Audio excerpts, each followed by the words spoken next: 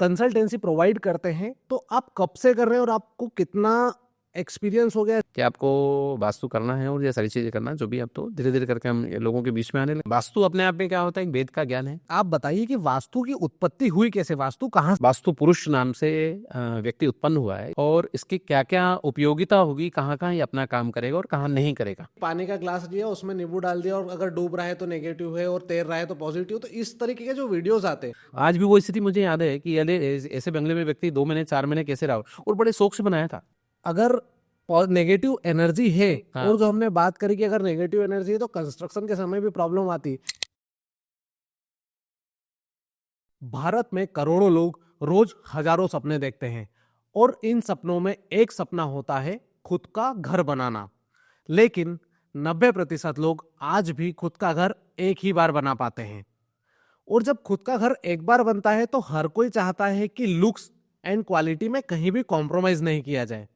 लेकिन इन सब के चक्कर में एक चीज अक्सर नजरअंदाज कर दी जाती है, जिस पे आपके घर की एनर्जी एंड आने वाले समय में आपकी फैमिली का हेल्थ एंड वेल्थ बहुत डिपेंड करता है।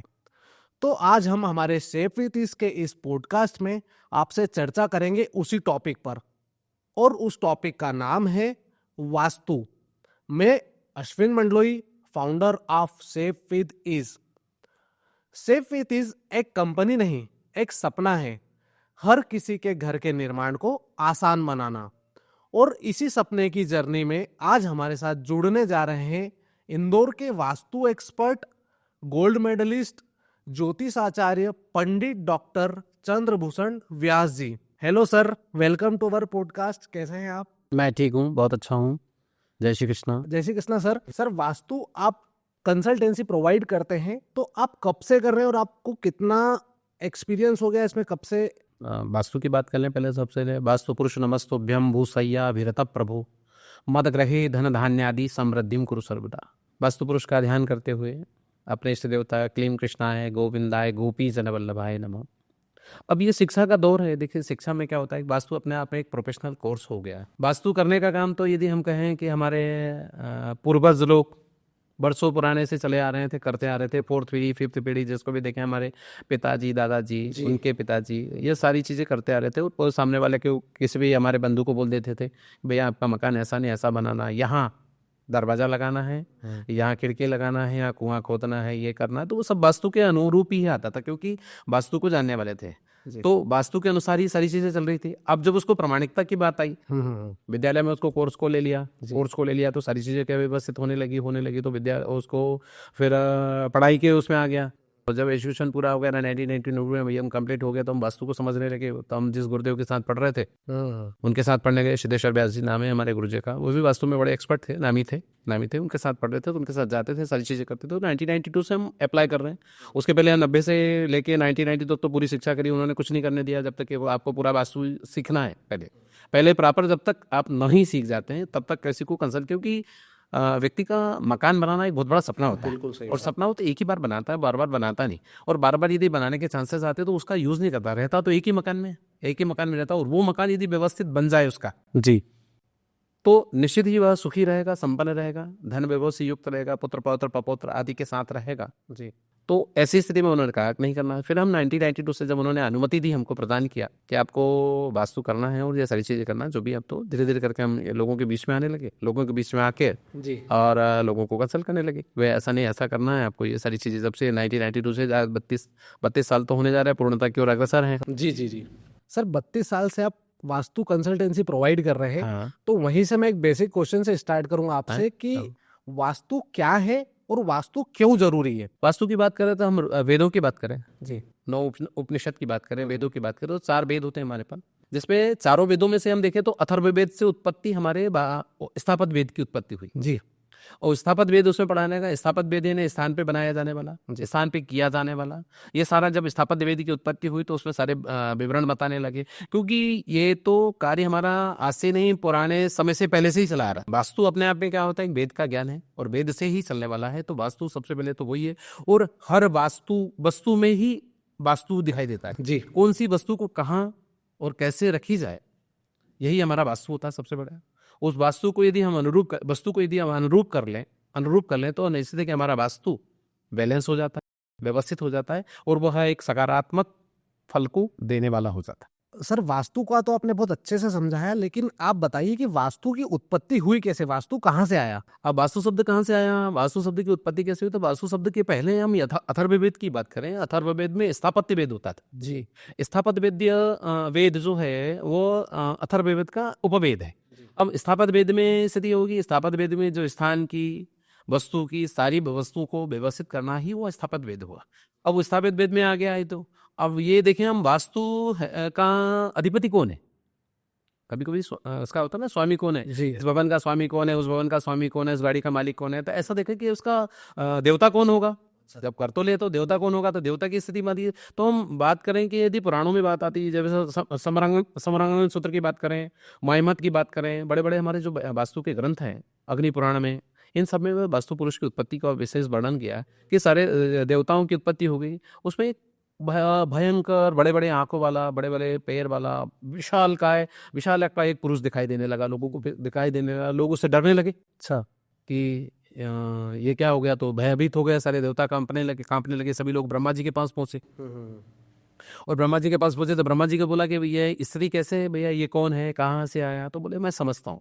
अब ब्रह्म जाने थी ब्रह्मा। हाँ, अब वो तो सबको जानने वाले हैं, ब्रह्मा है, ब्रह्मा तो सभी को जानने वाले हैं। तो बड़े प्रेम से ब्रह्मा जी ने विचार किया, मंथन किया और ध्यानस्थ अवस्था में देखा कि ये कौन है। तो उनको ऐसा लगा कि स्थापित वेद में जो स्थान की उत्पत्ति हुई है, ये जो है वास्तु पुरुष नाम से व्यक्ति उत्पन्न हुआ है, ये मेरे ही द्वारा उत्पन्न किया गया है, मेरे ही द्वारा उत्पन्न किया है, लेकिन इसको स्थान की प्रधानता भी नहीं दी गई। जी। स्थान कहाँ देना चाहिए और इसकी क्या क्या उपयोगिता होगी, कहाँ कहाँ ये अपना काम करेगा और कहाँ नहीं करेगा। ब्रह्मा जी ने सभी देवताओं को बोल के उनको अपने सबको वापस पहुंचा दिया। अब वास्तु पुरुष को बुलाया गया जी कि भैया आप कौन सा स्थान चाहते हो। कभी कभी चॉइस होती है, हर व्यक्ति अपनी इच्छा से पूछता है सही बात। क्या चाहिए। तो ब्रह्मा जी बड़े समझाने लगे उनको सारी चीजें, ठीक है तो मैंने ये स्थान तो विष्णु को दे दिया, भरण पोषण का स्थान विष्णु को दे दिया, लक्ष्मी का स्थान लक्ष्मी जी को दे दिया, शिव जी का स्थान डिस्टायर वाला काम है कि यदि निपटाने का काम है, त्रयंबकम जजामहे वाला काम है तो वहाँ पहुंचाने का काम तो उन्होंने शिव जी को दे दिया, माता लक्ष्मी अपने दुर्गा माता को दे दिया, शक्ति का देने का, कोई लड़ाई झगड़े करना है तो आपको जाना ही पड़ेगा, वहाँ लोगों को साहस देना पड़ेगा जी। बड़े प्रेम से ब्रह्मा जी ने सारे बात की। वरुण को वरुण का स्थान दे दिया, यम को यम का दे दिया, इंद्र को पानी का दे दिया, सबको अपने अपने स्थान दे दिया। वास्तु पुरुष को स्थान कौन सा देना है, तो वास्तु पुरुष से फिर ब्रह्मा जी ने अपनी घोषणा की, मेडिटेशन किया, उन्होंने ध्यान लगाया। ध्यान लगाने के बाद ब्रह्मा जी ने बड़े प्रेम से वास्तु पुरुष को 2 घंटे, उत्पत्ति भी ब्रह्मा से ही हुई, ऐसा भी कह सकते हैं। वास्तु पुरुष की उत्पत्ति ब्रह्मा के मल से उत्पन्न हुई है, पसीने से उत्पन्न हुए हैं वास्तु पुरुष। और वास्तु पुरुष की उत्पत्ति वो जोर जोर से फिर भी दहाड़ रहा है, जोर जोर से रो रहा है, चिल्ला रहा है कि मुझे भी स्थान दिया जाए, मुझे भी स्थान दिया जाए। तो ब्रह्मा जी ने फिर उसको स्थान दिया है कि जब भी कोई अपने सुख के लिए, अपनी संपन्नता के लिए, अपने वैभव के लिए, अपने दाम्पत्य जीवन को सुखी रखने के लिए और एक चिरस्थायी यानी लंबे समय तक रहने के लिए कोई यदि अपना निवास स्थान बनाएगा, उस स्थान पे आपकी पूजा और आपकी उपयोगिता होगी। यदि वो नहीं करता है, नहीं किया गया, उसने नहीं किया, तो उस व्यक्ति को आपको परेशान तो नहीं कर सकते, लेकिन उसी स्थिति में वो नकारात्मक ऊर्जा देने लग जाएगा। तो वास्तु पुरुष ने उस स्थान को, वास्तु पुरुष को फिर क्या करा कि सारे निर्माण कार्य होने से पहले और होने के बाद तक वो वास्तु पुरुष की वहाँ उन्होंने उसकी स्थापना कर दी कि आपको जब जब भी कोई भी निर्माण कार्य करेंगे तो निश्चित ही आपकी पूजा करेंगे और आपको संतुष्ट करेंगे। और आप यदि संतुष्ट हो गए और आपने बोल दिया तथास्तु, तो समझ लो व्यक्ति सुखी और संपन्न रहेगा, इसमें दो मत नहीं। ये स्थिति ब्रह्मा जी ने बड़े प्रेम से और वास्तु पुरुष को समझाई। तब से वास्तु पुरुष की और वास्तु की उपयोगिता लोगों को समझ में आने लगी। जो करते हैं वो लाभान्वित होते हैं और लाभ लेते रहते हैं जी। ये कैसे डिसाइड हुआ सर कि कौन सी डायरेक्शन में क्या रहेगा, मतलब वास्तु पुरुष? नहीं, वो तो एलिमेंट्स है हमारे, क्योंकि हमारी सारी पृथ्वी पर देखे जाए कि यदि एक पृथ्वी का एक भूखंड ले लें तो उस दिशाएं निश्चित की गई। ओके। दिशाएं तो ये में शास्त्रों में प्रमाणित है कि पूर्व दिशा है तो पूर्व दिशा का स्वामी सूर्य है, सूर्य वहां पूर्व दिशा से निकलेगा, पश्चिम में जाके अस्त हो जाएगा, दक्षिण में कैसे एलिमेंट, तो ये सारी दिशाएं पहले से निश्चित है। अब ये दिशाओं के अनुसार जिसका जहां जैसे अग्निकोण में है तो अग्निकोण में अग्नि तत्व वहां जो फायर वाला एलिमेंट्स है, फायर एलिमेंट वहां ज्यादा एक्टिव होता है। अग्निकोण की बात करें तो अग्निकोण फायर का एलिमेंट्स है, वहां सर अग्नि से संबंधित सारी चीजें कर दी। जैसे अग्निकोण में किचन बनाना, अग्निकोण में आपका जनरेटर रखना, अग्निकोण में आपका एलिमेंट्स में यदि मीटर लगाना, बॉयलर लगाना, ये सारी चीजें अग्निकोण में लगाएं, क्योंकि वहाँ वो तत्व अपने आप में विद्यमान है। तो ये दिशाएं पहले से निश्चित है। निश्चित होने के बाद में ये तो उस स्थान का और वास्तु पुरुष का उसका संबंध उससे भी है, परंतु ये निश्चित है कि ये दिशाएं पहले से निश्चित है, सारे एलिमेंट्स पहले से निश्चित है। वास्तु क्या है ये समझ में आया। अब क्यों जरूरी है, मतलब हर किसी को क्यों फॉलो करना चाहिए। हम ये देखें कि किसका एलिमेंट्स कहाँ रखा हुआ है। वो बात मैंने पहले आपको पहले बताई कि जिसका एलिमेंट्स जहाँ होता है और यदि वहाँ उस स्थिति को रख लिया जाए, उस स्थिति को रख लिया जाए तो वास्तु अपने आप में अनुरूप फल देने लग जाता है। यदि वाटर प्लेस आपने निश्चित कर दिया, यदि हम अग्निकोण में यदि पानी खोदने जाएंगे, ट्यूबवेल लगाने जाएंगे, तो वहाँ पानी निकलेगा ही नहीं, क्योंकि वहाँ एलिमेंट्स ही नहीं है, वहाँ पानी का एलिमेंट्स है ही नहीं। और यदि वहाँ यदि खनन करने जाएंगे तो वहाँ आपको मिलेगा नहीं। तो ऐसी स्थिति में हम क्या कहते हैं, सारी एलिमेंट्स को यदि हम बैलेंस कर लें तो वास्तु आपका निश्चित हो जाता है। सारे एलिमेंट्स की बात करें, एलिमेंट्स जहाँ जैसा होना चाहिए वो वहाँ यदि मिल जाए तो आपका वास्तु अपने आप में बैलेंस हो जाता है। इसलिए हम बोलते हैं कि जगह जगह अभी छोटा सा भी बना है, 10x50 का बना रहे हैं, 10x20 का बना रहे हैं, 10x40 का बना है, तो उसमें भी यदि आपने सारी चीजें वस्तुवत यदि एलिमेंट्स के अकॉर्डिंग यदि सारी चीजें रख ली तो निश्चित है कि आपका वास्तु बहुत अच्छा हो जाएगा और आप रह के सुखी रहेंगे। आपने वास्तु में बहुत अच्छे से बताया, वास्तु के एलिमेंट सारे बताए, लेकिन क्या घर बनाने से पहले जब आदमी प्लॉट खरीदता है तो उस पर भी डिपेंड करता है कि क्या फेसिंग लेना बेस्ट रहेगा, क्या डायरेक्शन, मतलब प्लॉट खरीदने से पहले भी ध्यान रखना चाहिए वास्तु का। क्योंकि जब तक स्थान निश्चित नहीं होगा आपकी यदि हम यहाँ बात करें तो ज्योतिष और वास्तु दोनों एक दूसरे के विभाग है, एक दूसरे के पहलू हैं। अब 12 राशियों को उनकी दिशाएं निश्चित की गई है। अब मेष राशि वाले को कौन सी दिशा दे दी है, तो मेष राशि वाले को बोले पूर्व दिशा दे दी है। अब वृषभ राशि वाले को दक्षिण की दिशा दे दी है। मिथुन राशि वाले को पश्चिम दे दिया है। कर्क राशि वाले को उत्तर दे दिया जी।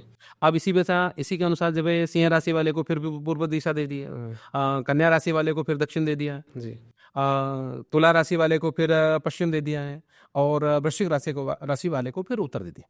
फिर इसी अनुसार यदि हम धनु राशि के 9 नंबर की राशि जो रहती है, 9th सेक्रेटरी बोलते हैं इंग्लिश में उसको, उस राशि को फिर पूर्व की दिशा दे दी हमारे पास। जब कैप्रिकॉर्न है तो उसको फिर मकर राशि वाले को फिर दक्षिण दिशा दे दी। और जब कुंभ राशि एक्वारियस की राशि आती है तो उसको फिर पश्चिम दे दिया। और जब मीन राशि पाइल्स आती है तो उसको मीन राशि वालों को फिर हमारे उत्तर दिशा देती है। इन सभी दिशाओं को, सभी राशियों को दिशाओं का स्वामी बताया और दिशाओं के स्थान उनको करना चाहिए। ऐसा ही लग्न के अनुसार यदि अब किसी जातक के पास क्या हो रहा है कि उसके पास कुंडली है तो कुंडली के अनुसार, लग्न के अनुसार देखा कि उसके कौन सी लग्न में जन्म हुआ है और कौन सी लग्न का उसके लिए फेवरेबल दिशा रहेगी। अब दिशा रहेगी तो उसके अनुसार उसका दिशा के अनुसार यदि वो भवन खरीदता है, प्लाट खरीदता है, मकान बनाता है, यह सारी चीज़ें, तो वो जीवन पर्यंत सुखी रहता है, संपन्न रहता है। तो सभी दिशाओं के स्वामी है, क्योंकि जैसी जिसकी निश्चित की गई है उस दिशाओं के अनुसार यदि वो खरीदता है, लेता है और बनाता है तो निश्चित ही कुछ सुखी रहेगा। इसलिए प्लाट से पहले भूमि परीक्षण होता है। भूमि परीक्षण करने के बाद भूमि का शोधन होता है। ये सारी चीज़ें करने के बाद यदि प्लाट को हम यदि व्यवस्थित रखें, सबकी ऊर्जा को देखें, किसके लिए कैसी भूमि होना चाहिए, ब्राह्मण के लिए कैसी होना चाहिए, वैश्य के लिए कैसी होना चाहिए, शूद्र के लिए कैसी होना चाहिए और इसके लिए क्षत्रिय के लिए कैसी होना चाहिए, ऐसी सारी भूमियों का निश्चित किया है हमारे वास्तु में कि उनके अनुसार उसको निश्चित किया जाए। निश्चित करने के बाद उसको वैसा प्लाट लेना चाहिए, वैसा प्लाट पर अपना भवन बनाना चाहिए। भवन बनाने में उसको कोई तकलीफ आती नहीं और जीवन पर्यंत वो सुखी रहता है जी। मतलब आपका सर ये कहना है कि हमें जितना घर का नक्शा या घर बनाते समय वास्तु पे ध्यान रखते हैं उतना ही प्लॉट लेते समय रखना चाहिए। अभी जैसे आपने बताया सर 12 राशियों को 4 दिशाओं में अलग अलग बांटा गया, मतलब प्लॉट लेने से पहले ये ध्यान रखना है कि अगर मेरी राशि मेष है तो मुझे पूर्व दिशा का प्लॉट लेना चाहिए। ऐसे ही मेष है, लग्न भी मेष है। यदि 12 राशियां होती तो 12 लग्न भी होती है। लग्न के अनुसार यदि आपके पास पत्रिका नहीं है, किसी के पास पत्रिका नहीं है, क्योंकि अलग अलग चीजें होती है, देशे ग्रामे, ग्रह युद्धे, सेवा या व्यवहार के, नाम राशि, प्रसिद्धत्वम, जन्म राशि नोचिंतित। कभी कभी स्थितियां होती है कि हर व्यक्ति के पास पत्रिका नहीं होती जी। अब जो पुराने समय में नहीं लिखा करते, तो जिन लोगों के पास पत्रिका नहीं है तो नाम से देखा जाए, और जिन लोगों के पास पत्रिका है तो नाम और लग्न दोनों से देखा जाए, और दोनों से देखने के बाद उनका प्लाट की दिशा निर्धारित की जाए। निर्धारित करने के बाद वो निश्चित की जाए, और जो ज्योतिष के अनुसार, वास्तु के अनुसार जो निश्चित होती है उस दिशा का यदि वो प्लाट लेती है तो निश्चित है कि उसके लिए सुखद होगा और अच्छा फल देने वाला। मतलब एक अगर मैं बताऊं, एक भ्रम बोल रहे हैं या फिर एक माइंडसेट है सबका कि ईस्ट फेसिंग बहुत अच्छा होता है, लेकिन जरूरी नहीं सबके लिए अच्छा हो। ऐसा ही जैसे एक भ्रम है कि साउथ फेसिंग प्लॉट अवॉइड करना चाहिए, लेकिन अगर किसी की राशि में मैच कर रहा है तो साउथ फेसिंग उसके लिए अच्छा रहेगा। बिल्कुल अच्छा फल देगा। अच्छा फल देगा, और यही रहा लोग रहे हुए हैं पूरे शहर में देखें, यदि नहीं तो दक्षिण दिशा पूरी खाली हो जाती है आपकी, तो कोई रहने वाला नहीं होता। हाँ, जैसे आजकल जो कॉलोनीज के डेवलपमेंट हो रहे हैं उन्होंने साउथ और नॉर्थ फिर भी रखते हैं, साउथ ऑलमोस्ट हटा ही दिया है कि ईस्ट और वेस्ट रखते हैं। जनरल हो गया ना, क्योंकि every time is A T time, every person is a lawyer and क्या बोलते हैं काउंसलर। जी, जो जाता वो ज्ञान दे देता, दक्षिण दिशा क्यों ले ली तुमने? तो ये लोगों को ये भी आदत मतलब सुधारनी पड़ेगी, वह में कि साउथ को बड़ा अवॉइड करते हैं। क्योंकि एक को नकारात्मक फल मिला तो दूसरों को भी वो सोचता है कि साउथ मेरे को दूसरों को भी नकारात्मक देगा, खुद के ऊपर जो घट रही है वो दूसरों को भी वो उससे नापना चाहता है। जी, तो और ऐसा भी मेरे लोगों से जन सामान्य से जब तक जहाँ तक ये वीडियो जाएगा लोगों से बोलना है कि यदि आपको पूरा ज्ञान है तो लोगों को आप ज्ञान दो, नहीं तो लोगों को जाके भ्रमित नहीं करो। घर में लोगों को जाके घर में भ्रमित कर देते, तुमने दक्षिण दिशा क्यों ले ली, वो बेचारा घबरा जाए और उसको तोड़ना बढ़ाना बड़ा मुश्किल का काम होता है। तो इसी स्थिति में भी लोगों को कि अपना ज्ञान लोगों को नहीं देना चाहिए, अपना अनुभव लग रहा है, दूसरों का अनुभव लग रहा है, उसकी राशि में क्या मैच हो रहा है, आपकी राशि में क्या मैच हो रहा है, ये सारी चीजें अलग अलग होती है। सबसे बेस्ट यही है कि जैसे आप वास्तु कंसल्टेंसी प्रोवाइड कर रहे हैं, आप उसमें एक्सपर्ट है, आपकी एक्सपर्टीज है, तो आपके पास आके मिले सबसे बेस्ट है ना, किसी तीसरे से पूछे कि यार इसका क्या है, ये चीज़ नहीं होना चाहिए। अश्विन जी, उसके लिए मैं बोलता हूँ लोगों को बार बार भी मेरे पास काउंसलिंग के लिए जो आते हैं लोगों को बोलता हूँ कि एक कुशल चिकित्सक और चिकित्सक दोनों में अंतर आता है। कुशल चिकित्सक के पास जब जाओगे तो सारी चीजें आके आपको जैसा होना चाहिए वैसा बता दे,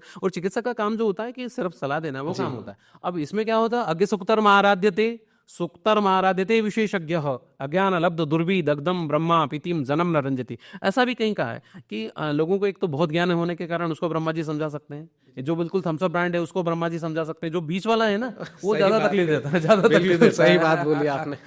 तो उस बीच वाले से निवेदन मेरा है कि यदि तुमसे कोई पूछ रहा है तो आप बताओ, और नहीं पूछ रहा है तो आप जाके उसको ज्ञान मत दो। चाय भी उसकी पी ली, समाज में वो चाय पीने के बाद नाश्ता करने के बाद उसका पूरा खर्च करा लिया, और दूसरी बात उसको जाके एक बहू उसके दिमाग में भर के आ गए। तो ये नहीं करना चाहिए लोगों को। लोगों से मेरी सलाह है कि जितना आता है उतना ही करें, नहीं तो नहीं करें। अच्छा, दिशाओं के अलावा अगर हम बात करते हैं प्लॉट में, तो डायमेंशन जैसे लंबाई चौड़ाई का जो रेशो होता है उस पर भी वास्तु डिपेंड करता है, ऐसा कुछ नहीं है? नहीं, उस पर डिपेंड करता है कि वास्तु आपका सही होना चाहिए। तो आपका सबसे पहले तो रहवासी के लिए आपका आयताकार होना चाहिए। जी, आयताकार होना चाहिए, तो आयताकार यदि होगा तो रहवासी सुखी रहेगा वहां से जी। और यदि व्यापार के लिए है तो नाहरमुखी बोला अपन जी। यदि हमारा आगे से प्लाट चौड़ा है और पीछे जाके सकरा हो जाए तो वो भी हमारे लिए बहुत अच्छा होगा, व्यापार के लिए बहुत अच्छा काम। पर आयताकार मतलब रेक्टेंगल में कितना भी, कैसा भी रेक्टेंगल होगा चलेगा, मतलब अगर कितना भी लंबा हो और अगर वो छोटा चलेगा, हो। वो चलेगा चलेगा। जैसे अभी हमने बात की, आपने फेसिंग का बता दिया, राशि से बता दिया, मतलब एक आपका ये मानना है कि प्लॉट का डायरेक्शन और ऑनर की राशि, इसके अलावा और ऑनर की कुंडली ग्रहों पे भी डिपेंड करता है प्लॉट।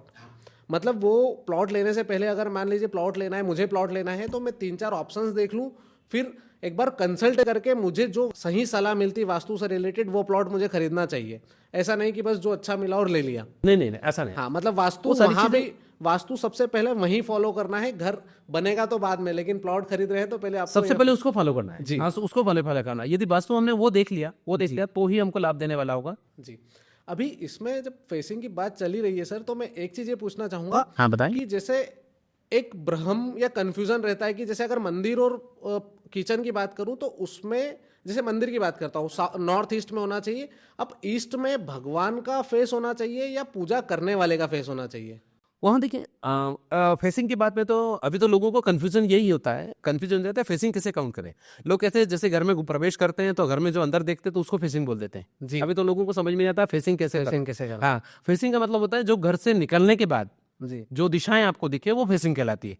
यदि आप अपने घर में खड़े हैं और आपको तरफ पूर्व दिखाई दे रहा है तो आपकी दिशा जो होगी, आपका मकान जो भवन होगा वो पूर्व फेसिंग होगा, पूर्व फेसिंग। ऐसी स्थिति में कि हमारी दिशा सूर्य की तरफ की उदय सविता रक्तो रक्तस्तास्तमने तथा संपत्तौ च विपत्तौ महत्ता मेक रूपता, ऐसा भी कहीं लिखा है कि डूबते हुए सूर्य को तो कोई नमस्ते करता नहीं जी। कौन से सूर्य को करते हैं? उगते हुए सूर्य को करते हैं। बिल्कुल। अब उगता हुआ सूर्य कब दिखेगा? जब भगवान का मुंह पश्चिम में होगा और हमारा मुंह पूरब में होगा। ठीक है, मतलब आपके प्रश्न का उत्तर समझ में आया? जी, मतलब पूजा कर रहे हैं या फिर खाना बना रहे हैं, हाँ। तो हमारा फेस पूरब की तरफ, पूर्व मतलब में होना चाहिए। उगते पूर्व हुए में जहाँ सूरज से की तरफ। सनराइज होता है, जी, सनराइज होता है वहाँ sunrise उस दिशा में होना चाहिए। जी। अब जैसे 2-3 चीजें होंगी सर, जैसे आपने बताया कि वास्तु में वस्तु का अरेंजमेंट बराबर होना चाहिए। आपने बताया प्लॉट लेना है तो ऑनर की कुंडली और ग्रहों को मैच करना चाहिए। ऐसे ही एनर्जी कैसे, मतलब पॉजिटिव नेगेटिव कहाँ कैसे होती है, किस पे डिपेंड करती है? अकॉर्डिंग टू एलिमेंट्स, हम बात करें कि जहाँ जैसे तत्व हैं उसके अनुसार यदि वो प्लाट है, जी सारी सही सही डायमेंशन में है, सही सब व्यवस्थित है, तो सबसे पहले तो एनर्जेटिक हो जाएगा। इन केस यदि नहीं है, अब जैसे वहाँ कटीली पौधे वहाँ ज़्यादा लगे हुए हैं, जी ज़मीन समतल नहीं है आपकी, रेतीली ज़मीन है आपकी, अभी तो हमारे पास बहुत सारे एलिमेंट्स आ गए ऊर्जा चेक करने का। दूसरी बात उसका देख लीजिए, आयताकार है, वहाँ का आसपास का एटमॉस्फेयर कैसा है, आसपास की संरचना कैसी है, संरचना के अकॉर्डिंग हम उसको बोल सकते हैं कि यह एनर्जेटिक है और आपको सही फल देने वाले। अभी हमारे पास एक इंस्ट्रूमेंट आ गया कि ओरा स्कैनर भी आ गया। ओरा स्कैनर ये आपको प्रूव कर देता है कि आपकी वास्तु, आपकी ऊर्जा कितने परसेंटेज यहाँ है और कितने परसेंटेज नेगेटिव है, कितने परसेंटेज पॉजिटिव है। तो सबसे पहले प्लाट का, मकान का खरीदने से पहले उसकी ऊर्जा वहाँ से चेक करना चाहिए। यदि ऊर्जा हमारे पास पूरा फ्लो है ऊर्जा का, तो निश्चित है कि वो भवन आपके लिए सुखदायी होगा। ऊर्जा चेक करने में जैसे आपने बताया आप कंसल्टेंसी प्रोवाइड करते हैं, आपके पास में डिवाइस है। कुछ रील्स या यूट्यूब्स पे आता है, कोई वास्तु कंसल्टेंट बता रहा है, अलग अलग तरीके बता रहा है कि एक मैंने वीडियो देखा था कि पानी का ग्लास लिया, उसमें नींबू डाल दिया और अगर डूब रहा है तो नेगेटिव है और तैर रहा है तो पॉजिटिव। तो इस तरीके के जो वीडियोस आते हैं वो सच में प्रामाणिक है या वो भ्रम फैलाने वाले हैं? मतलब नहीं, ऐसा नहीं। जी वो भी कर रहे हैं तो देखिए, अपने अपने अनुभव के साथ में हर व्यक्ति का रिसर्च अपने अपने साथ होता है। वो रिसर्च क्या कर रहा है, कितने लेवल तक उसने रिसर्च किया है, जी कितने लेवल तक रिसर्च किया है। कभी कभी कहता है 5 व्यक्ति के बीच में रिसर्च हो जाता है और वही रिसर्च 5,000 के बीच में होता है, और हम जिस रिसर्च की बात करें वो 5 लाख के बीच में होता है, 5 करोड़ के बीच में होता है। जो शास्त्र प्रमाण है वो अनंत पारम कई लोगों के बीच में रिसर्च हुआ तो वो ज्यादा काम का हो जाता है। वो जो कर रहे हैं वो अपना रील बनाने का, मुझे तो इतना टाइम नहीं बोलता, रील समझता नहीं हुआ कि क्या होता है, इतना देख ही नहीं पाता हूँ, लेकिन वो क्या कर रहे हैं तो अपने अपने प्रमाणित कर रहे हैं। उन्होंने अपना अनुभव ले लिया, उसके अनुसार कर रहे हैं, लेकिन वो एक लेवल नहीं है और उसके अनुसार पूरा डिसीजन नहीं ले सकते, निष्कर्ष नहीं पहुंच सकते कि ये नकारात्मक है, इसको छोड़ दो। लेकिन हम वास्तु एक्सपर्ट जब जाएगा तो सारी चीजें बोलते हैं कि ये चीजें यहाँ है, इसका प्रमाण। यदि किसी ने बोल दिया कि इसका प्रमाण बताओ तो वो उनके पास निरुत्तर हो जाएंगे वो तो।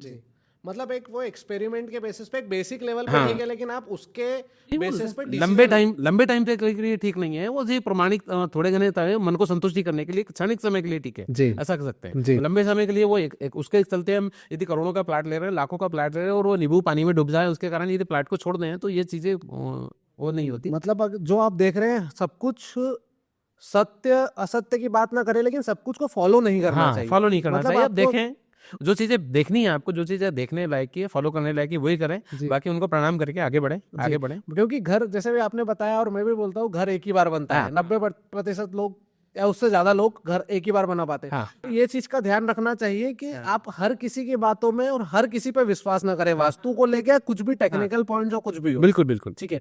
इसमें अभी जैसे सर आपने बताया डिवाइसेस आ गई, अगर डिवाइसेस नहीं थी तो पहले कैसे चेक की जाती थी? एनर्जी की बात करें या फिर जो भी वास्तु से रिलेटेड आप करते हैं, आप कंसल्टेंसी प्रोवाइड करते हैं, आप जो डिवाइसेस यूज कर रहे हैं आज आधुनिक जमाना है, लेकिन जब नहीं था तब क्या करते थे? एलिमेंट्स के अकॉर्डिंग। आज से 10 साल पहले भी यदि मैं वास्तु करने जाता था, 1992 से वास्तु करता हूँ, तो उसके पहले कोई डिवाइस नहीं थी। वहां जाके खड़े होने के बाद भी वहां की एनर्जी का लेवल अपने अपने मालूम पड़ जाता था, क्योंकि वास्तु यदि सारे एलिमेंट्स यदि वहां पॉजिटिव है तो आपको वहां की एनर्जी का लेवल अलग ही फील होगा। मतलब एक एक्सपीरियंस की बात है, अनुभव की बात। अभी आप इतने साल से सर कर रहे हैं, इतना समय हो गया आपको, 30 साल से ज्यादा हो गए हैं, अभी ये डिवाइसेस आई हैं। पहले आप बता रहे हैं कि आपके एक्सपीरियंस से आपको क्लियर हो जाता करते थे और खूब लाभान्वित थे, लोग भी लाभान्वित थे। आज भी वो 1992 वाले यजमान आज भी हमको ढूंढते आ रहे हैं कि आपने ये किया था और ये बोला था कि इतने साल में ऐसा होगा, तो हो गया ऐसी स्थिति। तो मेरा क्वेश्चन है कि ये है कि पहले, अभी डिवाइसेस से पहले नहीं थी, तो आपको लगता है अभी भी अश्विन जी अभी भी बोले हम डिवाइस के ऊपर डिपेंडेंट नहीं है जी,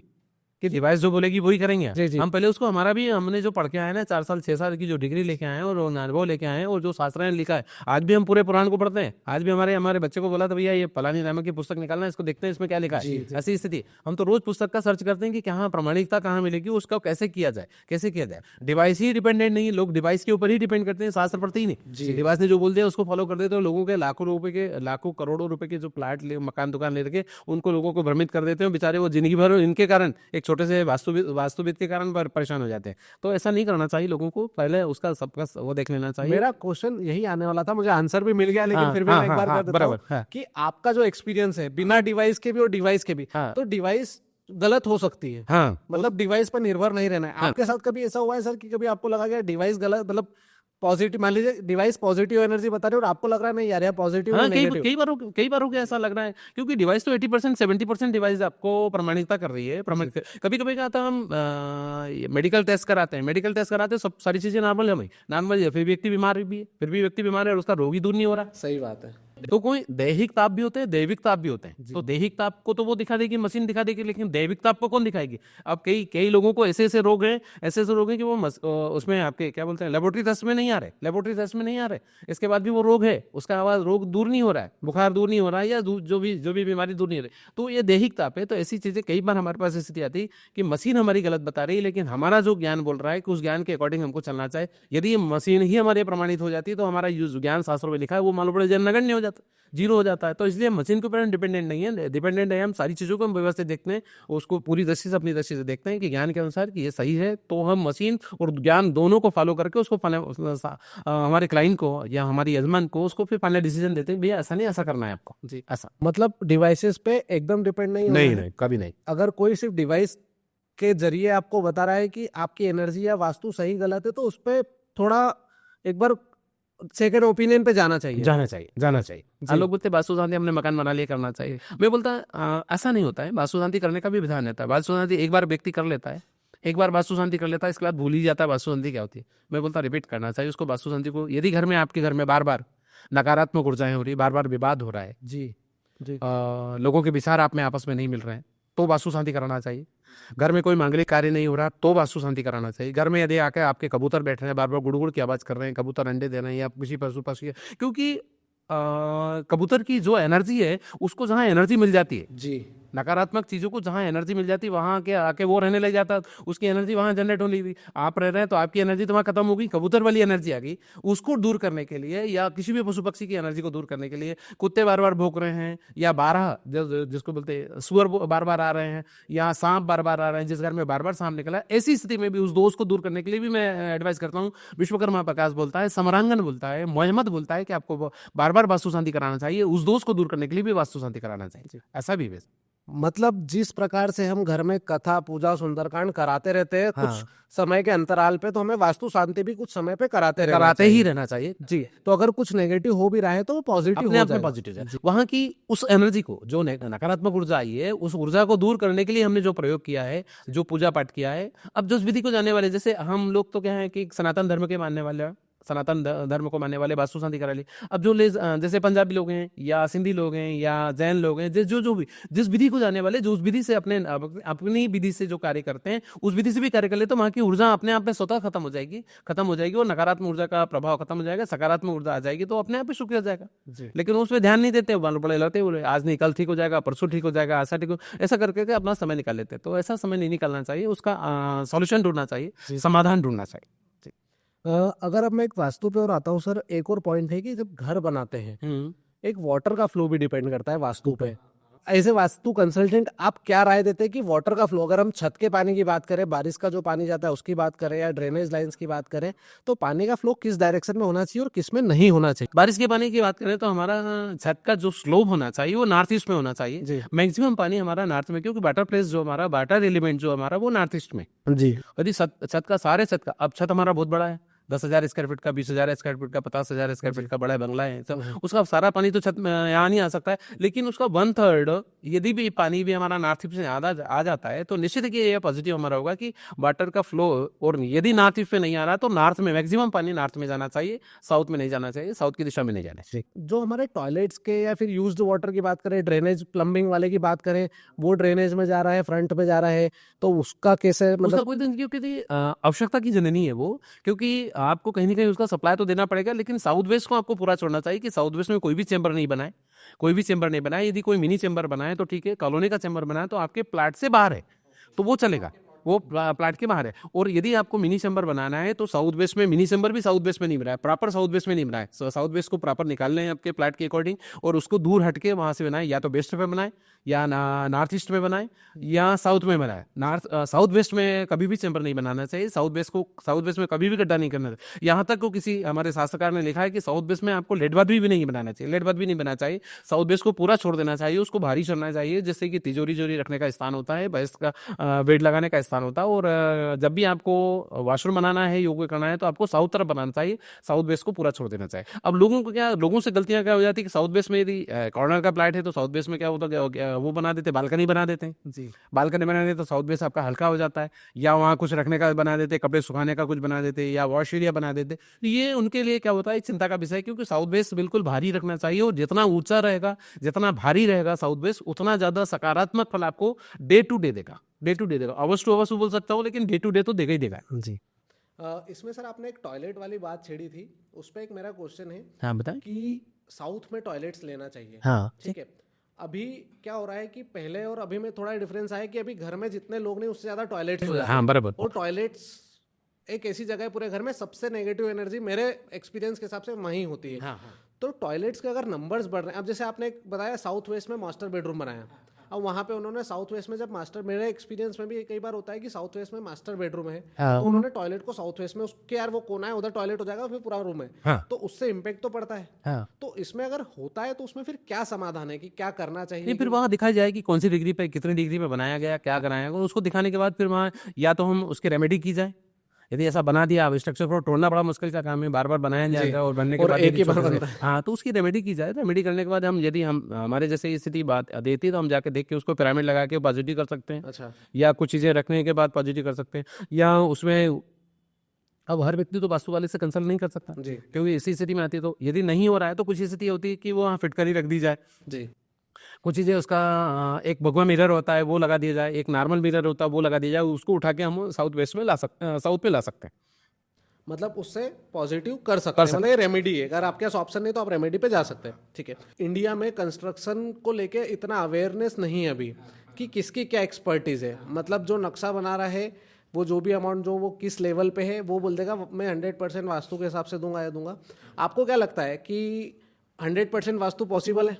नहीं, होता ही नहीं। मैंने बोला वास्तु के लिए प्लाट की साइज आपको 81/81 होना चाहिए जी। 81/81 है, तो हम सारे एलिमेंट्स को एज इट इज रख सकते हैं, और सारी वास्तु की हमारा नॉर्मल वास्तु हमारा व्यवस्थित रूप से हो जाएगा। अब वास्तु तो बोलता है, हमारा वास्तुशास्त्र क्या कहना कि घर में आपका कि लाइट बात नहीं, घर में नहीं होना चाहिए, ये घर से बाहर होना चाहिए। घर में ट्यूबवेल नहीं होना चाहिए, ये भी घर से बाहर होना चाहिए। गड्ढा नहीं होना चाहिए, ये सारी चीजें। अब लेकिन आपकी नीड है, रोज की नीड है, रोशनी नहीं है, तो आपको उसमें से ऐसी स्थिति में यदि प्लाट साइज इतना बड़ा है तो आप वास्तु को पूरा फुलफिल कर सकते हैं। और नहीं तो किसी एक्सपर्ट से चला लें, आपका छोटा प्लाट है या किसी भी, तो एक्सपर्ट से चला लें, उसके अनुसार उसको करें। और ऐसा लग रहा है तो आप वास्तु वाले को दिखा के वास्तु रेमेडी कराएं, वास्तु शांति कराएं, या थोड़ा कराएं, तो आप सुखी रहें।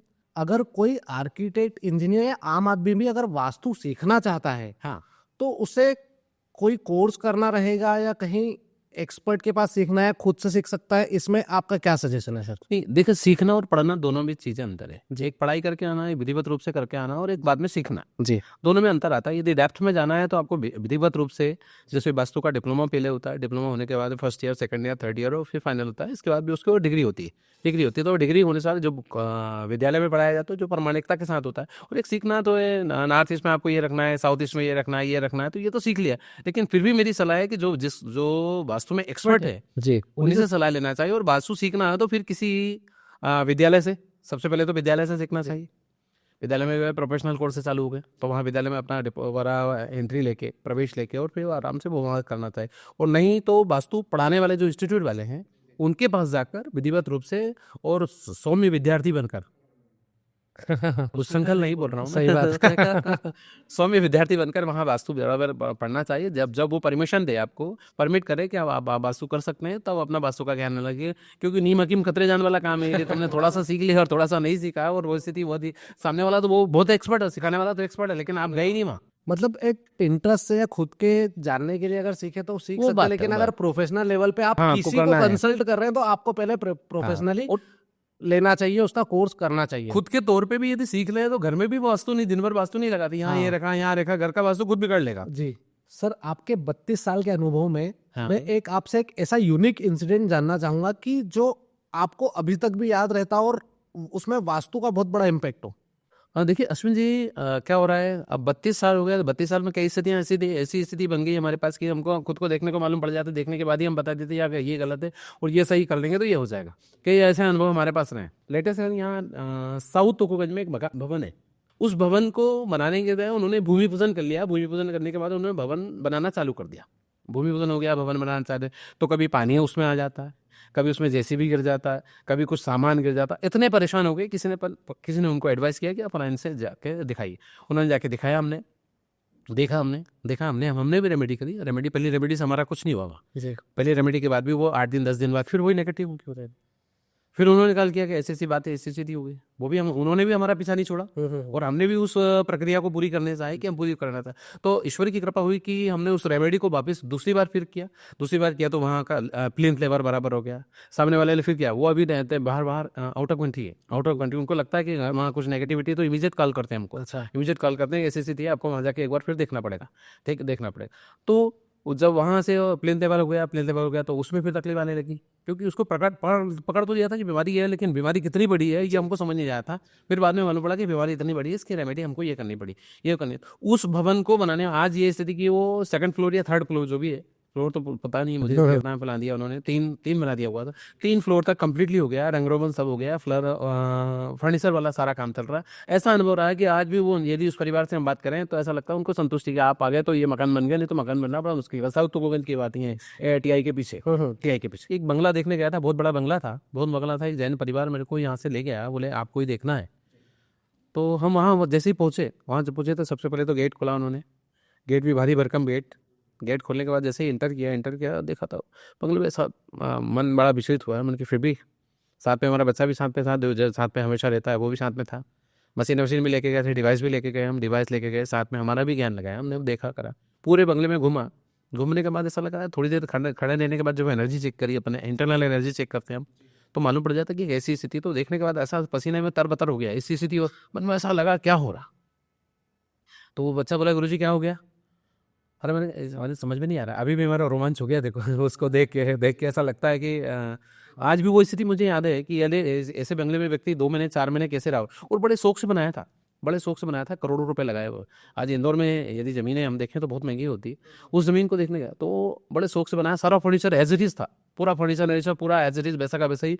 उसको पता नहीं क्या समझ में आया, रहने वाले को क्या समझ में आया, नाम नहीं बताऊंगा मैं।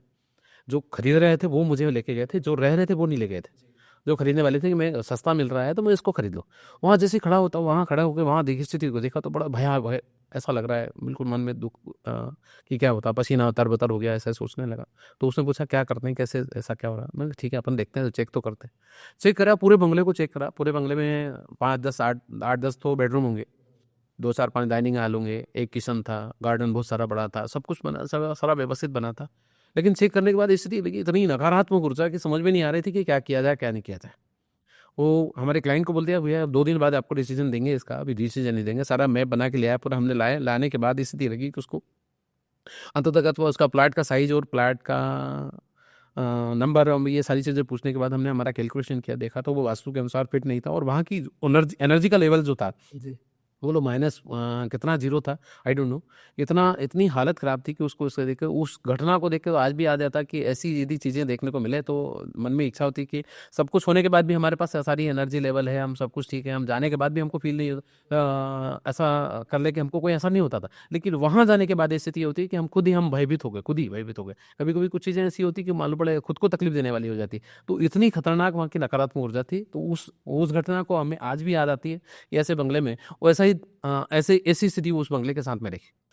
अगर नेगेटिव एनर्जी है, हाँ। और जो हमने बात करी कि अगर नेगेटिव एनर्जी है तो कंस्ट्रक्शन के समय भी प्रॉब्लम आती, तो फिर वो बंगला बना कैसे, मतलब वो बन के तैयार हो गया उसके बाद बनने में भी उसको कॉम्प्लिकेशन, बाद में उन्होंने देखा कि बनने में भी कॉम्प्लिकेशन आए, किसी वास्तु वाले ने के सारे उपाय करवाए, उपाय करने के बाद बन तो गया जी, उसके अकॉर्डिंग उसका सारी चीजें चलने गई, बन गया, लेकिन बनने के बाद उस एनर्जी को रहने नहीं दिया। उस सामने वाले ने व्यक्ति क्या करता, वहाँ की जो ऊर्जा होती है, नेगेटिव ऊर्जा आती है, वो सामने वाले को बुला तो लेती है, उसको भी निपटाना चाह रही थी, उसको भी इन्हें खत्म करना चाह रही थी, लेकिन वो खत्म नहीं कर पाई। उसके पहले ही वो वहाँ से छोड़ के, इसके बाद भी उनका मकान दुकान सारी चीजें बिक गई, रोड पे अंध बेह हो गए। इतना पैसा लगाने के बाद भी वो अंध बेह, बहुत बड़े व्यापारी थे, बाद में पता लगा कि किसका था, तो वो भी मालूम पड़ गया था कि ये बहुत बड़े धनाढ्य व्यक्ति का था। लेकिन आज उसकी थी बेटा भी कोई एक्सपायर हो गया था, उसमें एक्सीडेंट में बेटा एक्सपायर हो गया, तो इन्हें नुकसान तो हुआ उनको बहुत बड़ा। इसके बाद ही उन्होंने वहाँ परिवर्तन किया।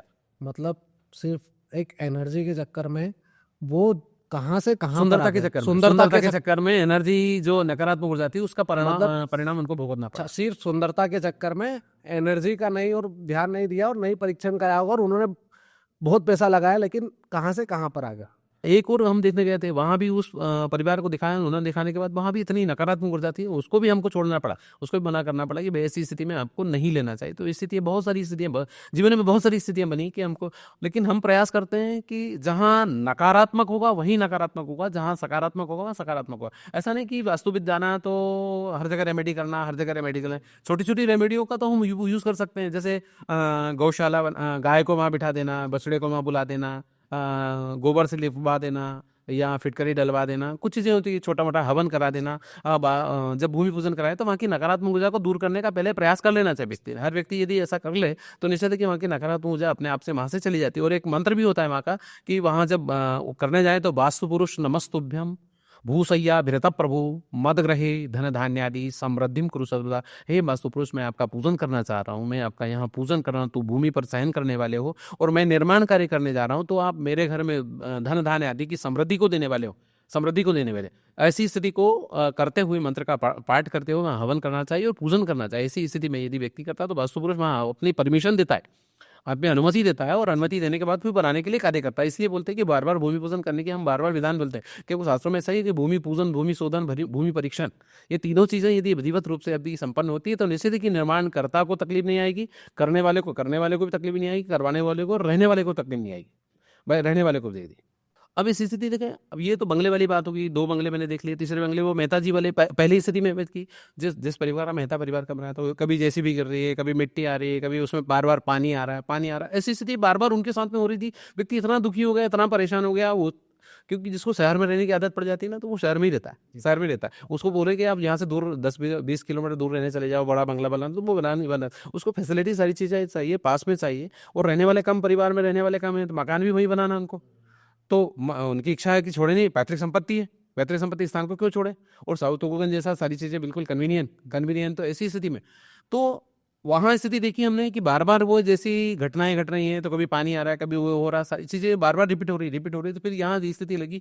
तो उस स्थिति का हमने फिर रेमेडी किया। रेमेडी करने के बाद धीरे धीरे करके डे टू डे उसमें मंथ टू मंथ उसमें परिवर्तन आया के बाद सारी चीज़ें होती रही, और फिर बंगला धीरे धीरे करके वो पूरा अपना भवन पूरा बन के तैयार हो गया। आज भी स्थिति है कि वो व्यवस्थित है। अब शायद 2-4-8 महीने में वो तैयार होकर कंप्लीट हो जाए उनकी व्यवस्था के अनुसार। अब उसमें कोई बाधा नहीं आ रही है, अपने आप में कार्य चल रहा है और सारे काम इजी गोइंग चल रहा है। एक बहुत अच्छे डॉक्टर थे जी, नाम भी बता दूं या नाम नहीं बताना चाहिए जी जी। उनका जो भवन बना था, उन्होंने नॉर्थ में अपनी सारी सीढ़ियाँ बना दी, नॉर्थ में सारी सीढ़ियाँ बना दी, और नॉर्थ में सीढ़ियाँ उनको पता था कि हार्ट अटैक की प्रॉब्लम आपको हो सकती है, और वो अभी शायद 6-8 महीने पहले मान दो ही इज गॉन, ओके। जा चुके। ऐसी स्थिति में बहुत सारी याद आती है, तो कभी ऐसा कभी अनुभव लिया नहीं, वो तो पॉडकास्ट वाले या बुलाते तो सारी चीज़ रिमाइंड करना पड़ती है।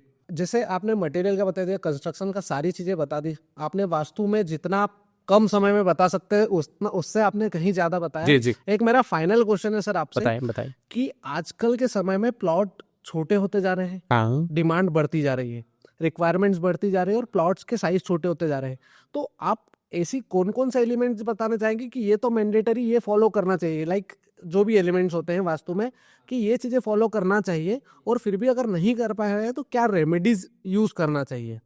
यदि हम यूनिवर्सल लोगों को सलाह देता हूँ कि जब भी आप कोई भवन निर्माण करने जाए तो साउथ में ही सारा मटेरियल, आपको रॉ मटेरियल साउथ में रखना है, नॉर्थ में नहीं रखना है। यदि आपने नॉर्थ में मटेरियल रखा है तो आपके भवन बनाने में आपको बहुत समय लगेगा, लंबा समय लगेगा, मकान बनने में बहुत प्रॉब्लम आएगी, बहुत समस्या आएगी, या कर्ज लेने में भी तकलीफ आएगी, या कर्ज ले लिया तो उसको चुकाने में भी तकलीफ आएगी। इसलिए जो कच्चा निर्माण सामग्री है, आपकी रॉ मटेरियल है, उसको साउथ में ही रखना चाहिए, उत्तर में नहीं रखना चाहिए।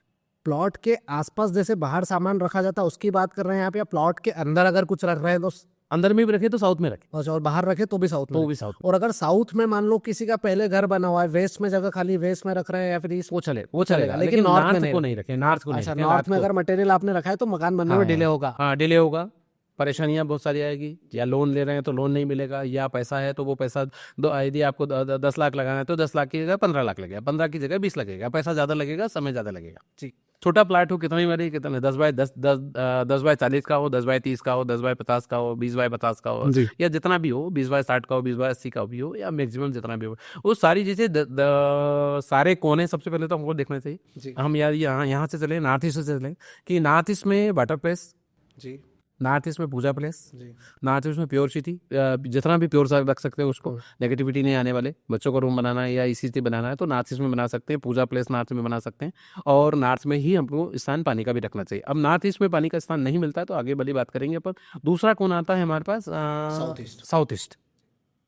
साउथ ईस्ट होता है फायर प्लेस का, उसमें अग्निकोण होता है। अग्नि से संबंधित सारे काम करना चाहिए। अग्नि से संबंधित यानी किचन बनाना करना है आपको, बॉयलर लगाना है, यदि फैक्ट्री है तो बॉयलर लगाना है आपको, कंपनी है तो जनरेटर लगाना है या ये सारी चीज़ें लगाना है या मीटर लगाना है, जो भी लगाना तो साउथ ईस्ट पे लगाना चाहिए। प्रयास करना चाहिए कि नॉर्थ में कभी भी सीढ़ियाँ नहीं बनाना चाहिए जी। अधिकांश तो प्रयास आपको यही करना चाहिए मैक्सिमम टाइम में आपको कि नॉर्थ में सीढ़ियाँ नहीं बनाना चाहिए, क्योंकि नॉर्थ यदि आपका भारी हो गया तो आपका इनबैलेंस हो गया, वास्तु इनबैलेंस हो गया तो आप इनबैलेंस ही रहेंगे, वहाँ की व्यवस्था आपकी बनेगी। तो हमेशा सीढ़ियाँ आपको साउथ में बनाना चाहिए, क्लॉकवाइज बनाना चाहिए और 8 नंबर में बनाना चाहिए, इवन नंबर में नहीं बनाना चाहिए। 3 चीज़ें ये हो गई। सब दूसरा है कि साउथ वेस्ट में यदि आप साउथ वेस्ट में है तो साउथ वेस्ट में बेडरूम बनाना चाहिए, बेडरूम ही साउथ वेस्ट में होना चाहिए, जिससे कि आपको प्रॉपर वे में उसका रिजल्ट मिल जाए। साउथ वेस्ट में आपको तिजोरी रखने का स्थान बनाना चाहिए, साउथ वेस्ट में आपको अलमारियाँ रखने का स्थान बनाना है, साउथ वेस्ट में कोई भी भारी सामान रखने का स्थान बनाना चाहिए।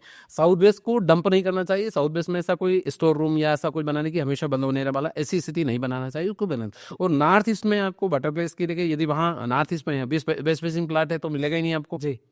तो ऐसी स्थिति में यदि आपको वाटर प्लेस में यदि वहाँ मिलता है तो नॉर्थ वेस्ट में आप अंडरग्राउंड वाटर टैंक के साथ में ट्यूबवेल आपके साथ में, यदि वहीं आपको सेफ्टी टैंक बनाना है तो सेफ्टी टैंक भी उसके आसपास ही बनाएं, उसके आसपास बनाएं, थोड़ा सा वो दे छोड़ के बनाएं, सेफ्टी टैंक भी बनाएं। जो भी करना है वो तो फिर आपको नॉर्थ वेस्ट में जाए। और साउथ वेस्ट की एंट्री कभी नहीं लेना चाहिए, सबसे पहली बात तो जी। साउथ वेस्ट में क्योंकि जितना साउथ वेस्ट आपका ओपन होगा उतना ज़्यादा आपको तकलीफ देने वाला होगा, इसलिए साउथ वेस्ट की एंट्री भी छोड़ना चाहिए। और ये सारे और ब्रह्म स्थान को पूरा खाली रखते हैं। ब्रह्म स्थान में कोई भी पिलर या कोई भारी चीज़ ऐसी नहीं रख चाहिए जो कि आपका पूरे प्लाट का मध्य स्थान जो आता है उसको फ्री रखना चाहिए, फ्री हैंड रखना चाहिए, जैसे कि वो ब्रह्म स्थान है आपको सकारात्मक ऊर्जा प्रदान करने वाला है। ये सारी चीज़ों को ध्यान रखें तो व्यक्ति रहने वाला भले छोटे प्लाट में रहे या प्लाट में, क्योंकि पहला सुख निरोगी का आया। छोटे प्लाट वाला भी सुखी रहना चाहता है, बड़े प्लाट वाले भी सुखी रहना चाहता है, तो पहला सुख निरोगी काया वाली स्थिति रहेगी। तो ऐसी स्थिति में इन एलिमेंट्स का ध्यान रखें तो निश्चित ही कि वह लंबे समय तक अपने उस काल में रहेगा और उत्तरोत्तर उसमें रहने के बाद प्रगति करता रहेगा, छोटे से बड़ा, बड़े से बड़ा और उससे बड़ा भी वो कार्य को करता रहे। बहुत अच्छी बात है आपने वास्तु से रिलेटेड बताई, जो जरूरी चीजें वो भी फॉलो करना है, कब कब वास्तु का ध्यान रखना है, सारी चीजें आपने बताई। अभी वास्तु सेक्टर हम थोड़ा आपसे आपके परिचय के बारे में अगर बात करें तो आप आपके बारे में क्या बताना चाहेंगे सर? थोड़ा देखिए, परिचय बताने में तो मेरी स्थिति है कि मैं 1990 से ही काम कर रहा हूँ, सारी चीज़ें 32 साल से तो इसमें ही काम कर रहा हूँ, सीधे ज्योतिष में काम कर रहा हूँ, वास्तु में काम कर रहा हूँ। अब बात करें पढ़ाई लिखाई की, वो सारी चीज़ें करें तो ज्योतिष में आचार्य हूँ मैं जी। मैं ज्योतिषाचार्य डॉक्टर पंडित चंद्रभूषण पूरा नाम मेरा लिखना हूँ। ज्योतिष में आचार्य हूँ, ज्योतिष में PhD हूँ, वास्तु आचार्य हूँ, स्थापत्य वेद जिसको बोलते हैं जी, स्थापत्य वेद हूँ, MSW हूँ, DCP हूँ, DSE हूँ और कई संस्थाओं का अध्यक्ष महामंत्री और ये सारी चीज़ें रहता हूँ। और मैं भी वर्तमान में अलर्क ज्योतिष वास्तु कर्मकांड रिसर्च केंद्र मेरा ये स्थान है, वहाँ चलाता हूँ। इंस्टीट्यूट में बच्चों को पढ़ाता भी हूँ और वहीं अपना भवन भी है, पास में रहता भी हूँ और वहीं पास सामने मंदिर है, उस मंदिर में अपनी सेवाएँ देता हूँ जी, सेवा देता हूँ जी। बहुत बहुत धन्यवाद सर, आपने आपकी सारी चीज़ें जो बताई लोगों को सीखने को मिलेगा, सही मार्गदर्शन मिलेगा वास्तु से रिलेटेड।